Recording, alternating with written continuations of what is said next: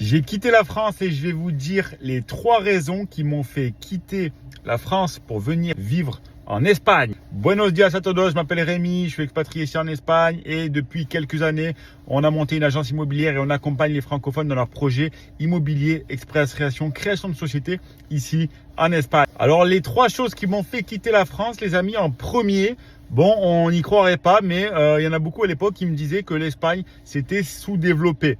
Au final, on a l'impression que l'Espagne est plus développée sur tous les systèmes comparés à la France. Au niveau des soins, des hôpitaux, etc. Franchement, c'est level up comparé à la France. On n'attend pas 6 heures, même aux urgences. Et au niveau des soins, on va dire qu'ils sont aux petits oignons.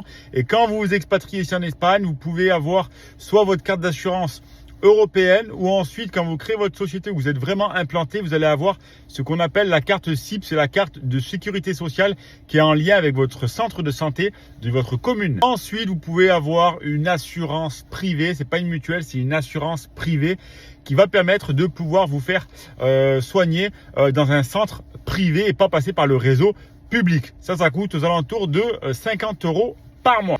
Et en Espagne, les amis, au niveau de la santé, il n'y a aucune avance à faire de votre poche. Ensuite, en numéro 2, les amis, on va avoir la sécurité. Ici, depuis que je suis en Espagne, à moins que vous alliez peut-être dans les grandes villes, Barcelone, Madrid, dans les coins qui craignent. Nous, on est sur Vinaros, Benicarló, Castellón, dans la communauté valencienne. Il y a quand même plus de 500 000 personnes ici. Et j'ai jamais eu une seule fois une personne qui m'a regardé de travers et qui m'a dit « Qu'est-ce que tu as? Tu as un problème ?» Alors qu'en France, toutes les 5 minutes, voilà, on se fait souffler, on peut se faire agresser, on peut se faire, etc. En Espagne, la Guardia Civile ou le Mossos d'Esquadra en Catalogne, ils sont dans les rues, ils ont les tonfas, les amis, vous inquiétez pas, ça bronche pas.